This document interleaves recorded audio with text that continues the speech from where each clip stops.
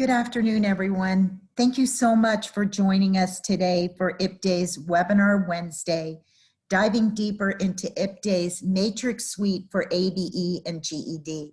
I'm June Rawl, and I welcome all of you to today's webinar.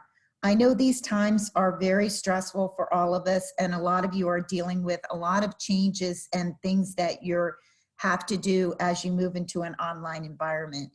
Just keep in mind that all of us at IPDAE are working very hard to provide for you the resources that you need to go into this environment.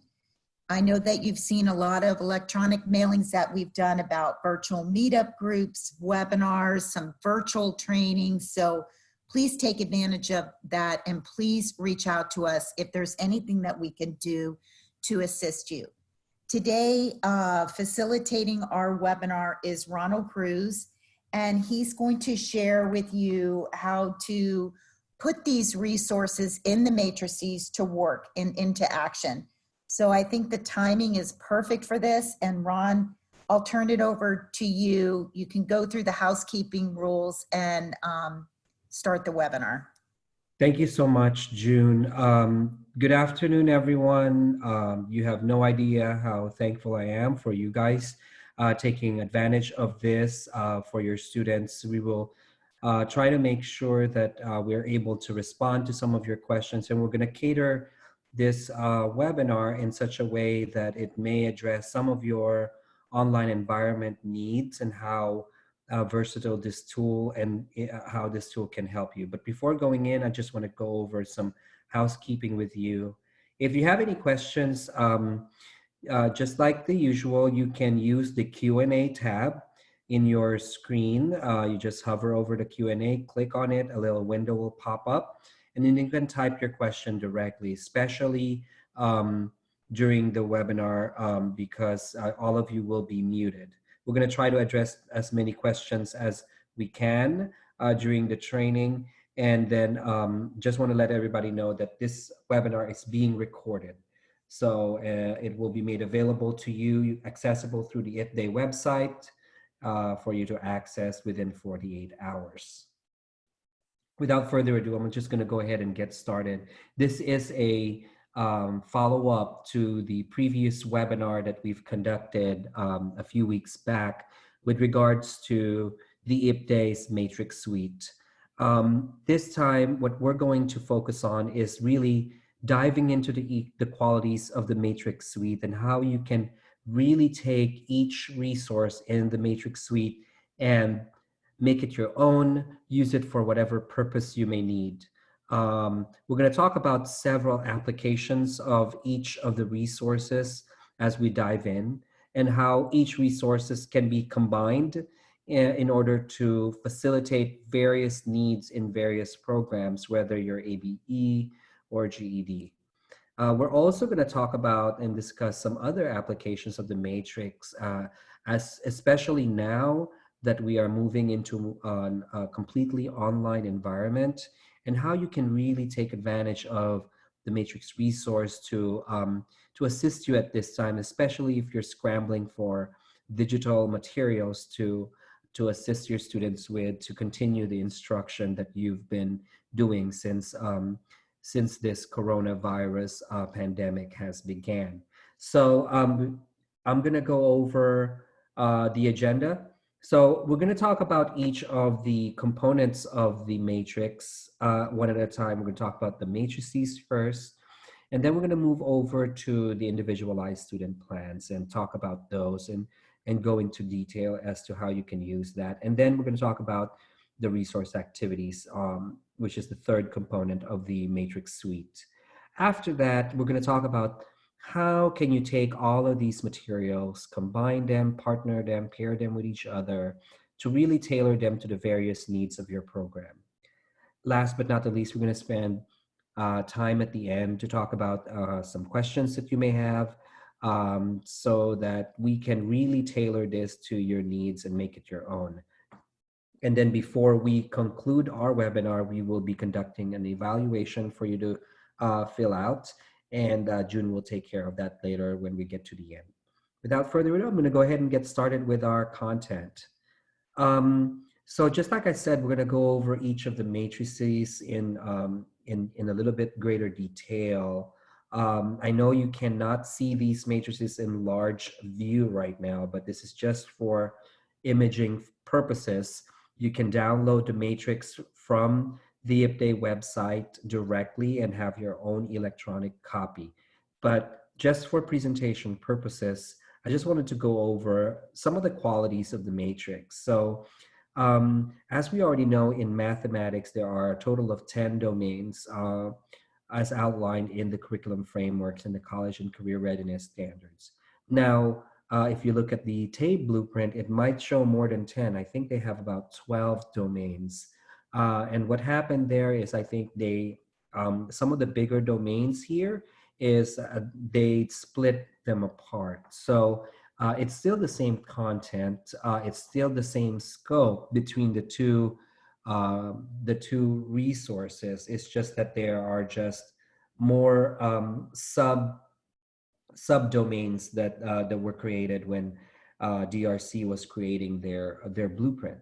But you know, if you look at it in total, there are a total of 227 cells. This has increased from the previous time or the previous iteration of our matrices, because back then in our initial version of the matrix, we only have and covered up to level 4 NRS. Now we went ahead and added the level 5/6 column. So now that increased the total number of cells of the matrix. So you know that the entire ABE curriculum and part of ASE curriculum is being covered by this matrix. And so so in other words, it's just a bigger scope.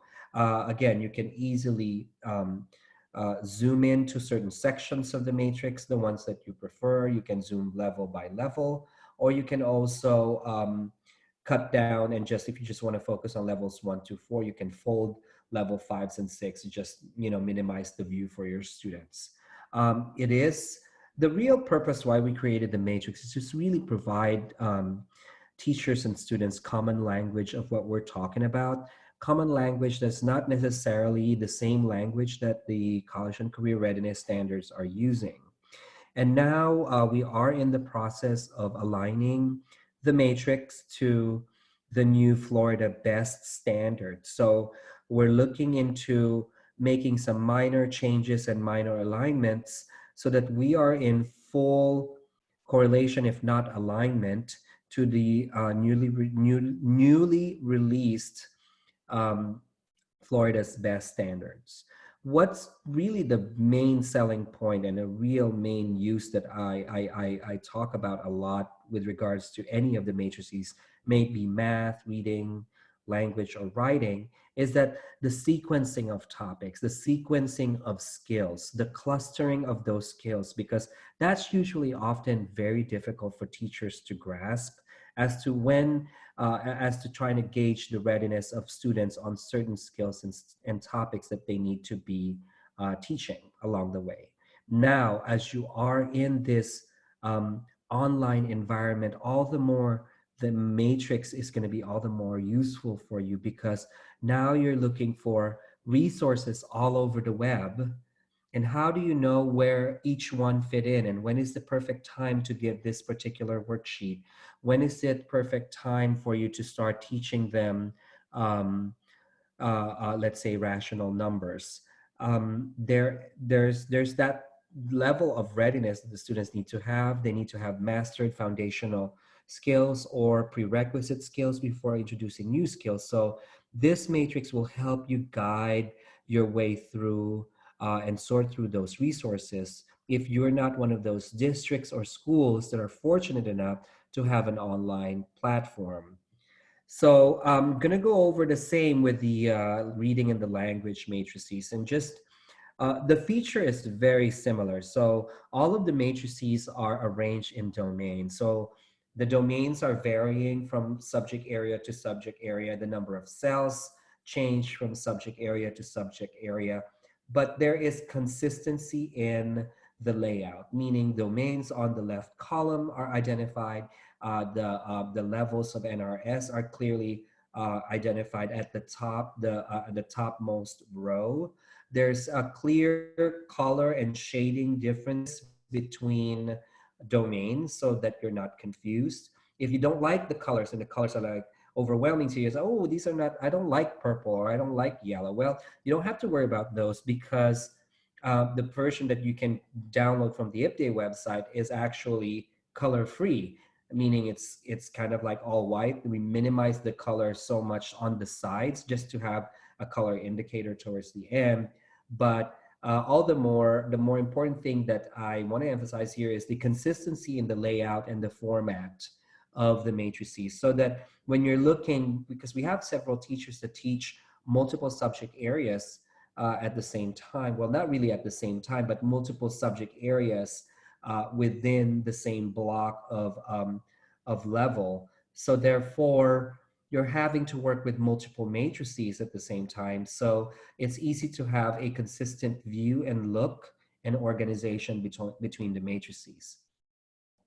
What we did with language is we separated the writing, and we created a writing matrix altogether on its own. If you're downloading it from the IPDAE website, it's the writing matrix is actually second page of the language matrix. So please make sure that you're looking at the second page of the PDF document so that you can see where the writing is. So don't just rely on the first spread that you see once you download it and open it up on PDS. But the writing, we couldn't fit them all together in one view. So therefore we had to kind of split it out into two different pages. However, it's still consistent. It has still divided into several domains, clearly identifiable cells in color and arrangement. And it also covers from levels 1 all the way through levels 5 and 6. Another one that is a plus, kind of like a bonus that we have, is we created a GED matrix for you, only focusing on the mathematics. This is the first of the many projects that we are going to embark in the coming years, is to create more matrices for you, especially filling in the language arts or the reasoning through language arts, science, and social studies matrices. But nonetheless, you will also see the consistency between ABE and GED, that the arrangement, the color codings and things like that. Um, as you may know, GED is a little bit different than ABE. GED has 4 levels as compared to ABE. Now let's turn our attention to the student and individualized student plans. What you have in front of you is displayed kind of like a first page of a sample individualized student plan. It's an ABE mathematics subject area, and it's focusing on TABE level A. So these individualized student plans are designed for every level of TABE and for every subject area of TABE. So we develop these individualized student plans so that you can use them side by side um, with the personalized score report or the student score report, because it is derived directly from the TABE blueprints. So we have one for every level. We have one for level M, D, and A, and E. And then another feature of the individualized student plan is the emphasis level. The emphasis level tells you, what level of emphasis or how frequent is a particular skill assessed in the TABE test. There's also a domain percentage in each one, meaning you will be able to see that which domains have a greater chance of being asked, or which domains have so many questions or eat up so much percentage of the TABE test. They're also grouped by standard, and it's a very easy to follow checklist format um, that really promotes that student buy-in. And I'm going to go in and talk about how we really use this individualized student plans after I go over these highlights. Okay, here you go. So as you can see here at the top, we have the color coding on the individualized plan. So if it's a color gray, it's low emphasis. It's colored blue, it's medium. And if it's colored orange, it's a high emphasis on the TABE test. In this case, we're looking at TABE level A, NRS levels 5 and 6. As you can see, its number and quantities domain, it makes up 13% of the total questions on the TABE level A test. And it identifies which standards are involved or are being assessed in this domain. And then you've got a section there where it says mastery date. And that's where this really becomes really customized for your students. Because what you're going to do is you're going to fill in the information as to when did your students demonstrate mastery on these items. So it's really a tool that you can use to target those areas of focus or skills that, that were identified as areas of focus on the student's score report.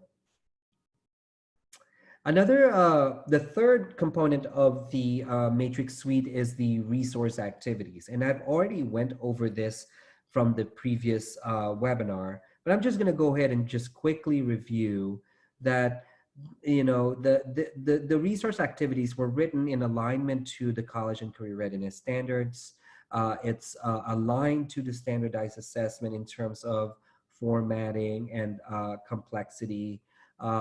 There's a lot of research base that came in into the development of this content.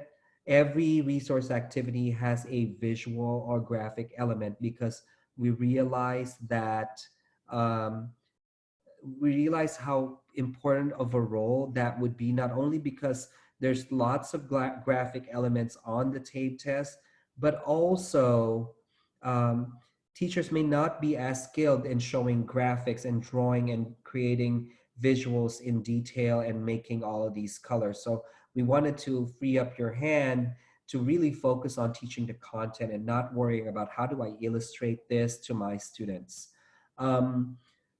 Right now at this time, this comes in at a very opportune moment because of the fact that yes, you may, or if you're doing a virtual lesson with your students, you may not have a virtual pen to draw these things. So grabbing these images from the resource activities as you teach virtual classes or Zoom classes with your students, you can use the resource activity as a presentation tool for your students. You can also design it as a kind of like a backward design model where you provide them the content first and then you do the instruction after the fact. And we're going to talk about that in greater detail in a minute.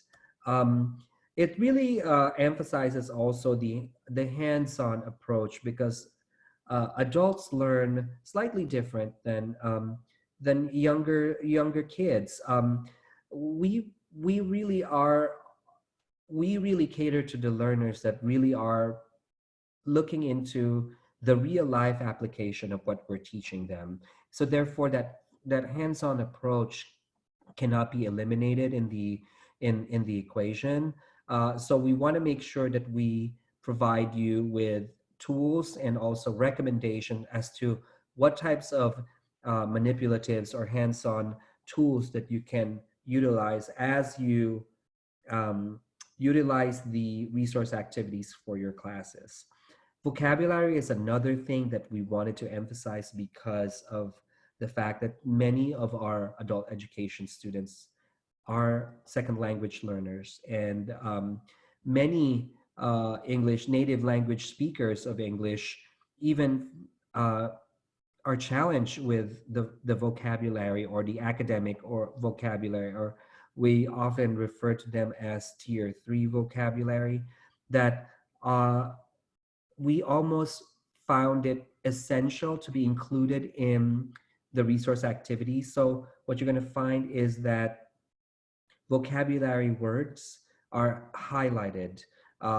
They are in bold in these resource activities. So you really can take the time and introduce vocabulary, or maybe if you want to do a vocabulary activity prior to a lesson, it's not going to be very difficult in pulling out those vocabulary words from the resource activity. It also provides reflective prompts. I think this is an opportune moment. A lot of you are probably uh, creating kind of like in a digital forum, may it be Blackboard or somewhere housed within the online platform that you use, where you are able to create and facilitate a forum. Well, the reflection prompts that are contained within the resource activity would be a very good tool for you to use. You can use them as question prompts in your discussion threads when you do. Of course, you're going to have to structure the lesson in such a way that you build content leading up to the reflection prompts, but nonetheless it has everything you need to build towards that question. So I just wanted to point it out that if you're looking for some good reflective prompts in activities, and I'm focusing here on math, but there are also reflective prompts in other subject areas such as reading and language that would be really good tools for you to use when you do your online discussion forums with your students. And of course, these resources have been developed by Florida practitioners. You're going to notice that in the tone, in the types of examples, real life examples that we provide. It's really like homegrown Florida type of, of resource. I'm just very proud to share with you that we're the only state that has something like this, and other states are looking at Florida and downloading our materials. So we want to make sure that we have kind of like the Florida essence in that as they take that these materials to their own state when they download these materials from the website. The beauty of the resource activity is really from the versatility and the simplicity of it. It is not a lesson plan, but it has all of the essentials that you need in order to build a lesson. It's got the content, it's got the introduction, it's got the instructional materials and resources, and it's got the answer key, it's got the research base, it's got the references in the end if you wanted to build upon. So you can really, it's very simple. You can use it as a lesson, you can use it as a worksheet, you can use it as a study guide, you can use it as a reading tool, reading material, and you can build around a lesson around the resource activities and make it really powerful. Because they are in digital format from when you download them from the website, um, all the more you can use that and post it into your discussion thread, or you can download one and send it directly to a particular student, which shows from their personal score report that are struggling with certain topics or certain skills in mathematics, language, or reading. And again, it's free. We're not charging you. We're not in the business of charging. And I'm speaking in behalf of IPDAE. Everything that is housed in the IPDAE website is free of charge and is in our service to adult educators just like you. Resource activity components, again, there's that first part of every resource activity is the concept. And then towards the end, you're going to get an opportunity for kind of like a practice activity. To me, I look at this not just a practice, but also an assessment tool. And then it's got the answer key available there. And as you can see, it's got the gridded type responses. It follows the same kind of like format of what they're going to encounter on the TABE test. And let's not eliminate the section where it talks about additional resources. So we give you like tips and tricks and technology and websites and links and manipulatives that you can incorporate it and bring in, whether it be a web app. Right now, maybe you're looking for a web app tool or an online calculator or an online protractor. All of those things are already included in the resources page of the resource activity. And of course, if ever there's more information that we couldn't include, we also cite the references, our references and credits in there, so you can go and research it yourself and make it even a greater and more elaborate lesson if you want. Uh, I'm just going to show you a quick sample of the resource activity. This one is focusing on the geometry domain, as you can see, with all the shapes, um, and with all of the polygon that you can see here. This one is pertaining to identifying common polygons and three-dimensional figures. At the first page of every resource activity, we identify the college and career readiness standards that will be developed in each resource activity.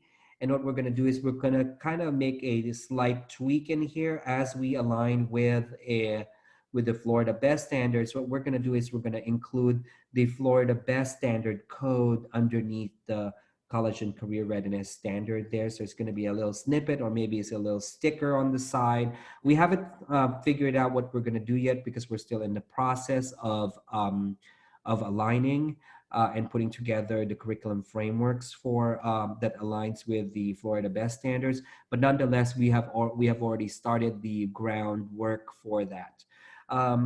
As you may notice, again, lots of visual elements in here. You can clearly see the vocabulary words. They're just popping out of the page right there. Visual elements. It talks about the vocabulary word. There's also some mini exercises within this particular example where students have to identify, name it, or create or list down certain attributes for each shape. And then, of course, the reflection prompts that I mentioned.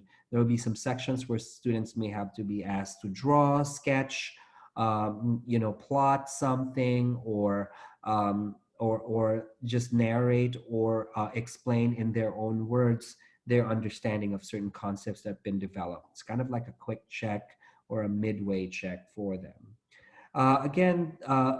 Lastly, I wanted to just make sure that all of the problems that we incorporate, especially in the math ones, are real life word problems.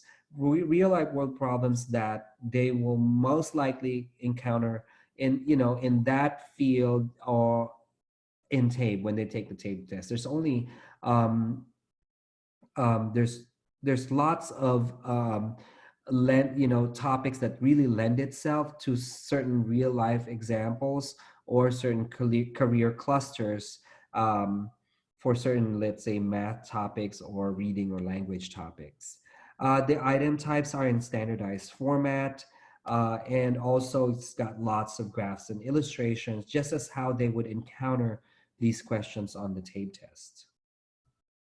So let's talk about and switch our view into the different applications of the matrix. In this particular set of slides, I'm going to talk about how useful the matrix resources and combinations of resources how can you use that in order to promote your program or improve your instruction or make engagement richer in your classroom. So first and foremost, if you're using the math matrix, the reading matrix, the language and writing matrices, it's very, very useful because it's already aligned to the Florida curriculum frameworks. You can easily use the matrix to plan your own curriculum. So there is a blank matrix that's available where you can really just customize the view and eliminate the colors, so you can really dive into the content, such as the one that you can download from the IPDAE Matrix. So really, you can make the transition from the matrix into a full-fledged curriculum, adding in all whatever supplements or focus your programs may have, may you be at a technical college or an adult school. The second use is a pacing guide. This is how most teachers use the matrix, is to really keep them on track, keep them on pace in covering material, which is now super, super essential, especially now that we're transitioning into an online environment. Yes, the learning is asynchronous, meaning students are learning at different paces. Somebody will be probably at level 3, domain 2, and then the rest of the class may still be at level 2, domain 9, domain 3. So in that case, how do you keep yourself sane and kind of keep track of your students? Are they on track towards a particular goal? Are they on track into achieving all of the contents that are assessed within their level? So looking at that, the pacing guide, you can easily create a pacing guide from a blank matrix, just like this one.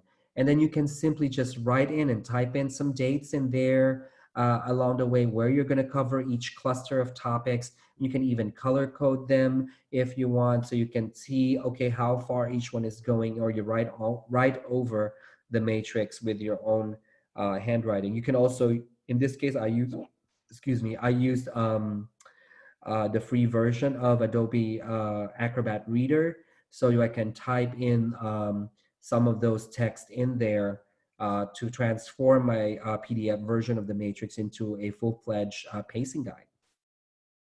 Um, and also, right now, we are just like I mentioned earlier, we are in an online mode. So if I don't have a main platform that I use for my online learning, therefore, I'm going to have to pull resources all over the internet and put them in one location, or maybe create my own Google Classroom. Well, if you're creating your own LMS or Classroom or Edmodo or things like that, you need to know what resources can you integrate at a quick pace or in an organized fashion. Well, your matrix will serve that purpose.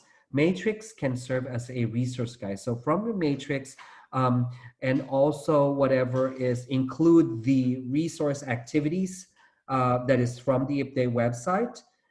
Use those side by side with each other to kind of map out a list of resources that's available to you and overlay them on each of the topics. So now, as you create your Google Classroom, as you create your Edmodo, you now have a quick guide without having to go through folders and folders and pages, website after website.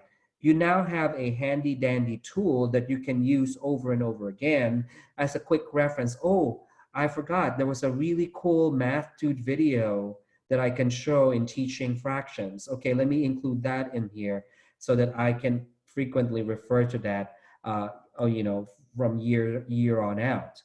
Khan Academy is another one. You might want to archive Khan Academy links and put them in separate cells of the matrix so that it's also one click for you. So it's an organization tool for all of your resources, which comes very essential at this time when we're moving into a fully online learning environment. Now, we're all familiar with this report, and recently DRC has made some significant changes to the personalized score report or the individual profile report. Specifically towards the end of the report, where it shows each test and it's separated which areas you've demonstrated, with a certain level of mastery, but it also identifies the area of focus. So that section is really super important for targeted instruction, differentiation, and scaffolding, because it tells you that if they can just master these skills, it will immediately help them and they will be able to immediately jump to the next functioning level, per se, or demonstrate significant gains towards the next level. So once you already know those areas of focus, then it's an easy and a very, very quick transition from that to the matrix, and let's say identifying which areas of the matrix these areas of focus fall under. So I can map it out. Is it under domain 2? Is it under NRS level 3 and things like that? And then you can kind of create kind of like a traffic light. All of the sections that I demonstrate mastery is going to be green.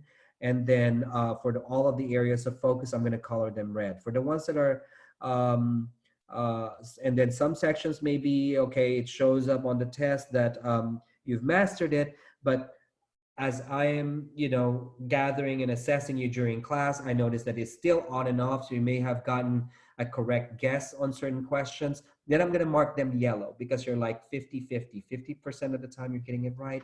50% of the time you're not getting it correctly. So I'm going to mark them as yellow. So now each individual student now has a test profile. And so I can now use this profile to now help that particular student as to what areas do they need help on.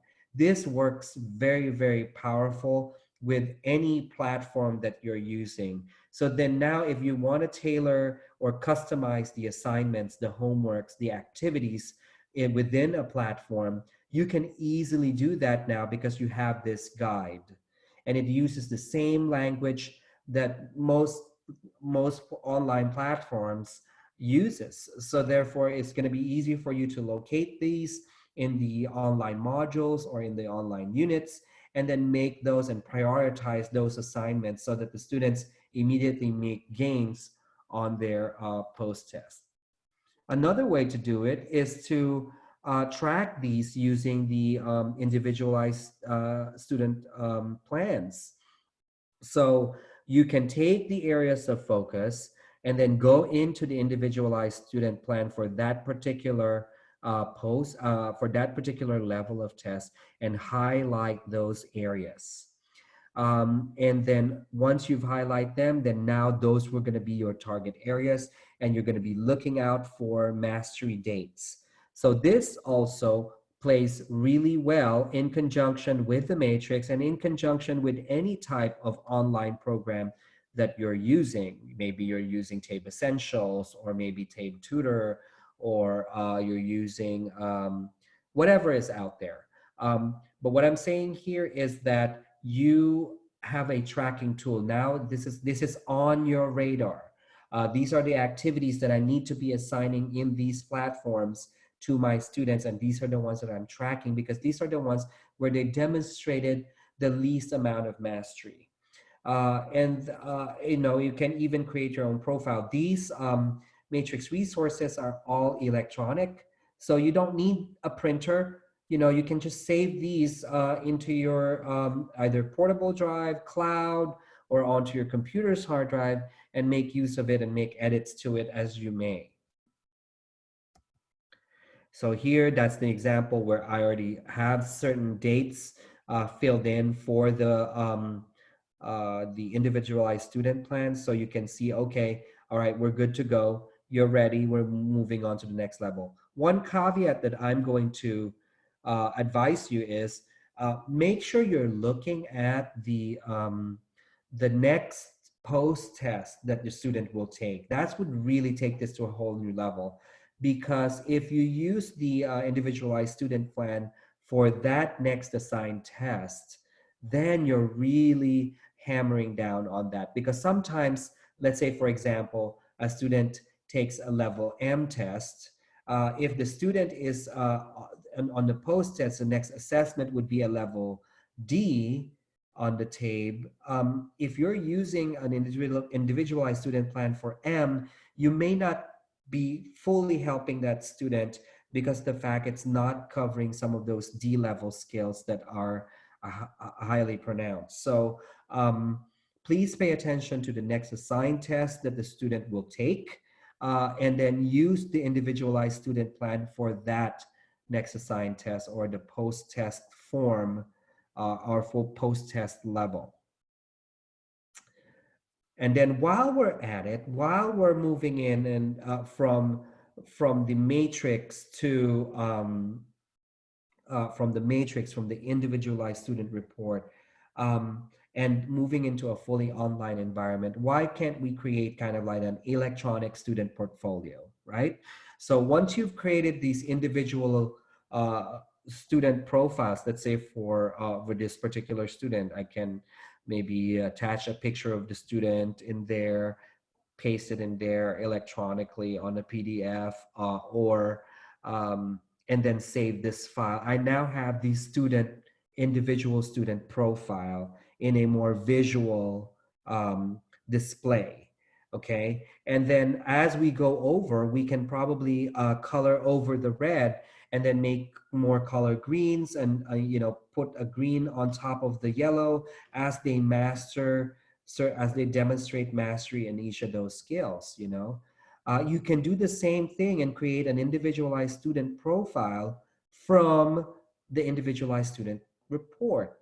So, and then you can compile this into mini folders into your cloud storage or thumb drive or whatnot, so that you can easily pull this, because we don't have printers at home, nor do we want to spend a ton of money in ink. So we want to keep everything electronic. So we're giving you the tools where you can kind of store student profiles into a computer with certain templates that are user friendly. You can also create group profiles. You can group students together and kind of like look at what is the common misunderstanding, what is the common focuses of areas for these groups of students, what are the common mastered areas for certain groups of students, and make a group profile. Group profile works best, especially if you want to break out your student into small breakout rooms in your Zoom meeting. So you're now addressing students of either same ability level or a mixed ability level.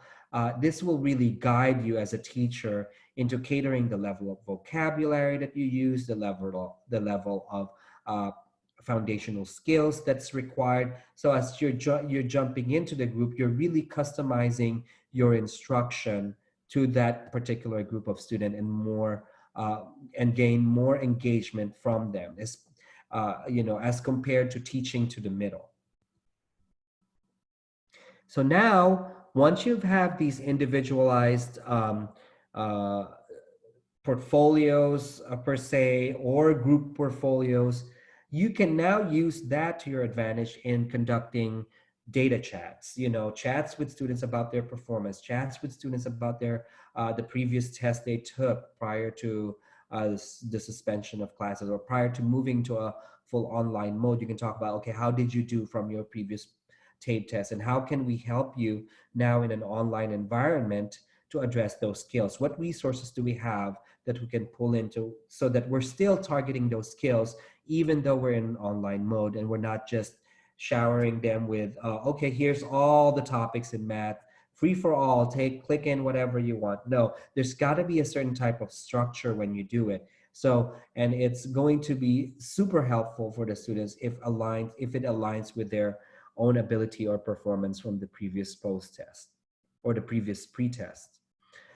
From that, you can go in and start having really some discussions. Now, we can't really, because of social distancing, we can't really do this, what you see in the picture. But of course, you can do this, let's say in a video conference or a telephone conference with your students, and just talk about, okay, this group of students, all of you show lack of mastery in, let's say, statistics, in the domain of statistics, and so let's cover those areas. What can we do? What plans? And here are some resources, by the way, that I pulled off the net that really hammers onto these skills that were identified in your score report as areas of focus, and have those really meaningful discussions with small groups of students, because you're targeting information that really caters to them or pertains to them.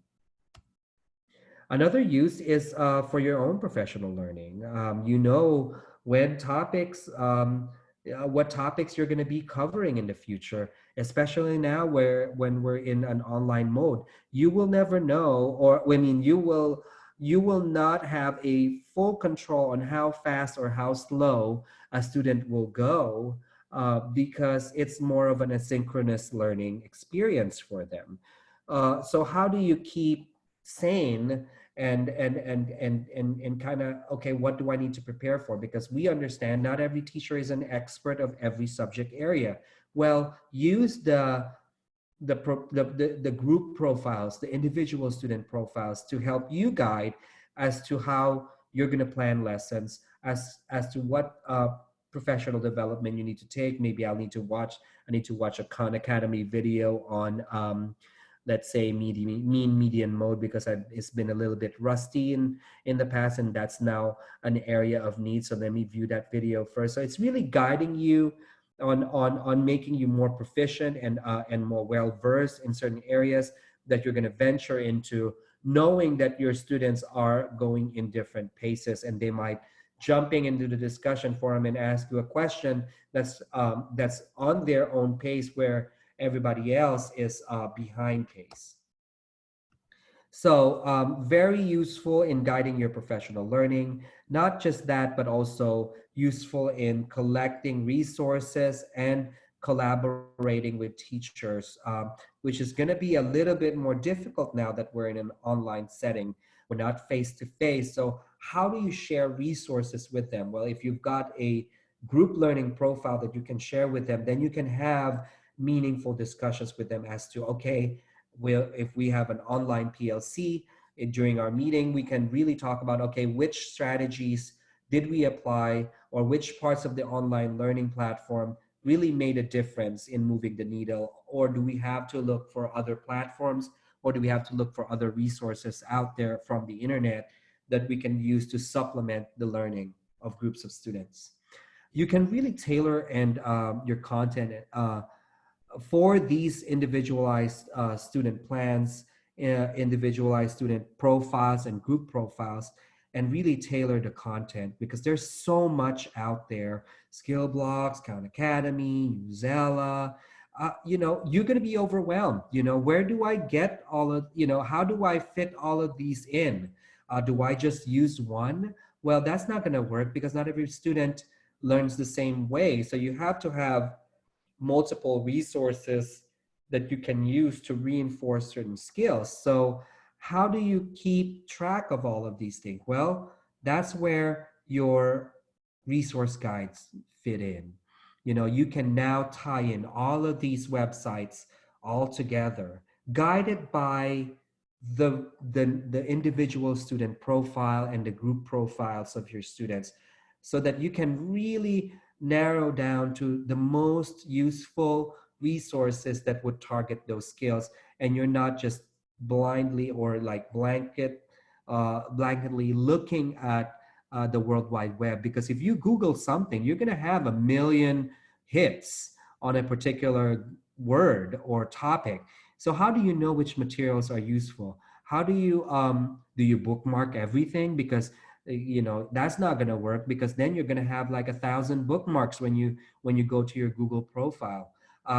The resource guide template for the matrix will really alleviate that headache for you. And then most importantly, how do we plan lessons now that we're in this online environment, or an online learning mode? Well, planning is going to be different. So when I am planning, I usually like to have all of the resources at my fingertips. So all I'm doing is like putting the pieces of the puzzle, and then planning the plot, or how the sequencing of topics and how that's going to go. This comes really useful when, again, you're creating a Google Classroom for your students. How do you order each resource? Where do you go in? When does each resource jump in? Because order matters in an online learning module, because it comes in as a sequential mode. You can jump in and layer them with the resource activity, the pacing guide, layer that with your individual or group profile, in addition to the individualized student plan. You can use all of these tools all together to really plan a lesson that surrounds that. Maybe I don't have a material for that. Well, fortunately, lucky you, we have the resource activity to go along with that particular skill. If you did not have enough time to look and scour the internet for whatever resources available to teach that skill, we have a resource activity available for you. So now that you have all of these things at your fingertips, then you can put it into whatever lesson planning template you want to use it. Accountability. I know certain districts are coming up with certain accountability measures. How do I make sure that my teachers are planning? So Your districts might be, creating and drafting plans where they want to make sure that you are using your planning time effectively, and they might ask you to fill out like an online form for lesson planning. Well, if you're asked to do that in this environment, you now have everything at your fingertips to fill out all of the boxes of a whatever learning, lesson planning template thrown at you. Um, Also, differentiation and grouping. That's really what's one of the guiding forces of the Matrix Suite, because we know that not everybody is struggling with the same material. Not everybody learns the same way. Not every teacher and district and school have the same resources as others. So we want to level the playing field. We want to use this as a planning tool. We want to use this as um, an organizer to help you with your organization, and so that you can write um, uh, effective lesson plans that really address the needs, especially if you're creating kind of like an IEP or an accommodation plan for a certain student with disability, or a 504 student. Those have forms that you have to fill out. How do you prove, where do you get the resources for those, and where do you pull resources to fill out those IEPs? Well, you can use these different instructional matrix suite resources to help in filling those gaps in order to address the varying needs. Another important tool for that is, again, I've already mentioned that earlier, you can create mini rooms or breakout rooms in Zoom or in whatever platform you're using to really customize the learning for your students. So what's going to guide you in grouping students? Well, these resource guides, these individual or group student profiles is really going to help you group students, whether you want to group them um, heterogeneously or homogeneously, based on a particular objective you wanted to achieve. So, and we know not every student learns the same way. It's going to be different apps or different websites will work. Your auditory, what about your auditory students? How do I respond to these students when in an online mode? Uh, how do I address the different learning styles of my students? Well, again, if you have all of these tools with you, you can easily make that judgment. You can group students by ability, by achievement level, or by learning style. You can even cater your discussion groups or your forums by learning style and have a more meaningful discussion. Or you want to probably vary the learning style so they're learning from each other and they're building upon each other's strengths in certain discussion topics.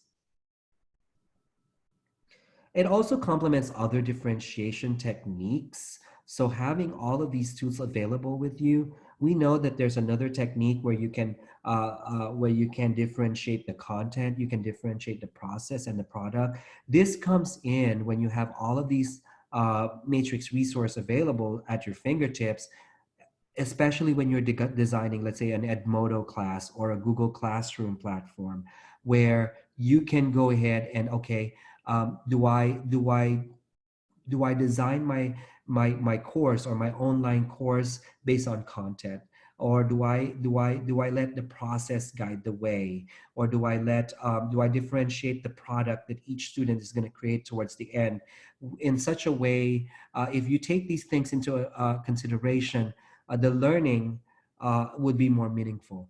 As we all know, online learning is not for everybody, so we need to do every single thing we can to try to engage our students. So if we are not in differentiating our instruction, especially in an online environment, we will lose them. And we can't really knock on their door because of social distancing and tell them, hey, why you're not coming to class? Um, we want to make sure that we're making sure that we're optimizing the students' engagement. And the only way you can optimize students' engagement in an online setting is to make sure that you are applying differentiation techniques. Okay, so Again, this goes right into, again, maybe some of the things that you're thinking right now as you transition into a completely online environment is designing and managing a self-paced, individualized learning. I actually kind of glossed over it already earlier, but this is all of the resources of the Matrix Suite can be used in designing and managing. Do I have to speed up? Do I have to add more assignments? Do I have to unlock certain activities for this student because he or she is doing so well? Well, you're not going to know if you're not consistently tracking your students' performance. You will have now at the online learning environment, will have more time at your fingertips to kind of focus a little bit more on really creating a more individualized learning space for your student. And then, of course, assessment, right? So this plays a role because when you start with the individual student profile or the individualized student plan, you can now pull, okay, let me pull this practice exercise from a resource activity to kind of assess whether you've mastered that particular skill I assigned you to. And then from that, you can update the individualized student plan. So again, this is an example where a matrix resource component complements another matrix resource component. In this case, all three matrices are working together. As you can see, let's say we start off with, on the left, more red on the matrix. You know, more red meaning more areas of focus. And as you go and do these activities online with your students, now you can now revisit the individualized profile of that student and now adjust the colors and adjust, as you can see here in this slide. There's now, as if a student has demonstrated progress, they can visually see it because there's been a change in color. The green is moving further to the right as a visual indicator. Oh, I'm learning a little bit more, I'm making progress, may not, I might not be breaking the next level yet, but I am well on my way to that point. So the student now has a visual indicator. Sometimes I always let my students control their own matrices and have them color their own matrices, so they themselves are realizing how much progress they're making as they move on. That's another challenge in an online setting, is that the students sometimes do not know how to track. It seems to them like an endless cycle of videos, an endless cycle of worksheets or fill in the blanks or readings for them to do. If there is no indicator for them that they're working or they're gaining skills towards a goal, then you're going to easily lose them on an online environment. So again, another help for us in this time of need. And then intervention and remediation. I can always pull up, if I have these saved into a folder electronically, I can always pull up, let's say, Jose or Rene or John or Maria, and pull them and then and study their matrix a little bit and really design activities for the individual student. We've also developed overlays for the TABE, so we can go in and let's say, okay, there's more questions of this particular type in these level of TABE. You can use the TABE overlays to kind of look at, okay, we're hitting on certain areas where it's a high emphasis. Keep in mind that if you're using the individualized student plan, you don't need the TABE overlay because you already have the levels of emphasis color coded within the individualized student plan. From there, you can now develop the assessment. Or in our case, we really recommend that you use the activity resource practice pages for you to assess whether the student has mastered a particular skill or not. And another very promising application of the Matrix Suite is really looking in and creating certain career pathways or IET or post-secondary career technical program overlays to the matrix, identifying what skills are critical or essential to a particular career technical program or career. Um, Overlay that with the crosswalk to GED, especially if they are in a concurrently enrolled program. So how do these basic skills help me in gaining in passing my GED test? So we've created kind of like an ABE crosswalk to GED that you can use side by side with these career technical program pathways, so the student can already know at the beginning, even before they start a particular career program or before they participate in an IET program, what's at stake, what's going to be out there, what are you going to learn, and how what you learn is going to lead to employment or certification or future study. So using that tool to really strengthen that student's desire to be, let's say, to become, in this case, maybe a nurse. What skills do I need to really hammer, and then use the desire of the student to be a nurse as a motivator for that student to learn a particular skill. Hey, you're going to be using a lot of decimals because you're going to be reading a lot of measurements and things like that. So that's a very important tool out there for you. Now, I've gone over a lot of the applications here. I want to spend a little bit of time if you have any questions. I don't see anything on the Q&A unless you, June, see anything. No, but Ron, if there are any questions that you think about after this webinar, feel free to send them our way. Ron, thank you so much. That's just such a timely webinar today. We hope that you leverage all the resources and the rich repository of those resources on the IPDAE website. Remember that we are here to help you. Right now, you'll see 3 short questions that have appeared on your screen. Please take a moment to answer those questions. Your feedback is very important to us. As you answer those questions, I want to remind you that our next webinar will be April 15th, and we're going to talk about the Resume Builder, an intuitive tool that promotes a printable resume for our students. Also, check the website periodically because we are turning face-to-face workshops into virtual workshops, and you'll see them all listed there, and we hope that you'll be able to take an opportunity to join us for that.